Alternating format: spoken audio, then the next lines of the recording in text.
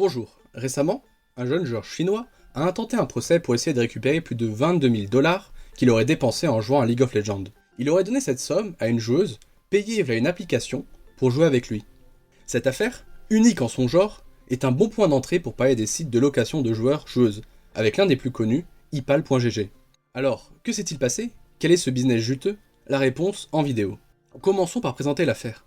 Nous avons d'un côté notre jeune chinois, nommé Xiao Jun, qui a dépensé au total 22 000 dollars pour jouer avec une jeune chinoise, Xiao Mei. L'affaire débute en novembre 2019. Entre cette date et avril 2020, Xiao Jun payera plus de 11 000 dollars pour jouer avec son ami virtuel. Cependant, en février 2021, ce dernier, tombant amoureux, décida de l'inviter pour un rendez-vous, chose que son ami refusera. Xiao Jun n'abandonnera pas et dépensera 11 000 dollars en plus pour offrir des cadeaux à sa bien-aimée afin de la séduire, chose qui échouera. Notre gamer, amer, intentera un procès envers sa dulcinée afin de récupérer ses 22 000 dollars. Procès qu'il perdra car il s'agissait de relations de service contractuelles et que Xiao a volontairement fait ses dons. Là, j'aurais pu passer le reste de la vidéo à me moquer de la situation, mais je veux pas le faire. Déjà parce qu'au final, l'affaire me semble triste plus qu'autre chose, mais que surtout cela sert d'introduction pour vous parler d'un sujet plus large, la location de joueurs et de joueuses, ainsi que ses dérives. L'un des sites les plus connus est epal.gg, auparavant nommé egirl.gg.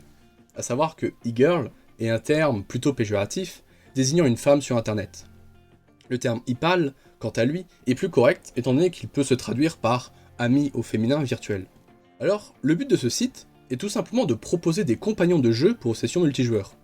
Le site propose plusieurs catégories, mais l'une des plus fournies est celle de League of Legends. Ainsi, pour environ 5 dollars par partie, vous pourrez jouer en charmante compagnie.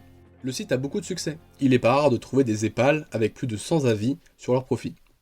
Cependant, le problème de ce service est qu'il favorise et banalise l'isolement et détruit les relations sociales. Pourquoi me direz-vous? Étant donné que justement, on paye pour avoir des interactions avec un autre être humain au final. Tout simplement à cause de la facilité d'utilisation et de la relation créée entre le client et l'épale. C'est-à-dire que normalement, quand vous voulez jouer à un jeu avec vos amis, soit vous leur demandez et ils sont d'accord, vous partez ainsi jouer ensemble, soit vous arpentez les forums pour discuter, rencontrer des gens, et éventuellement faire des parties avec eux. Or là, toutes ces interactions disparaissent. Vous n'avez qu'à sélectionner un créneau dans le calendrier de votre fille préférée pour jouer avec elle.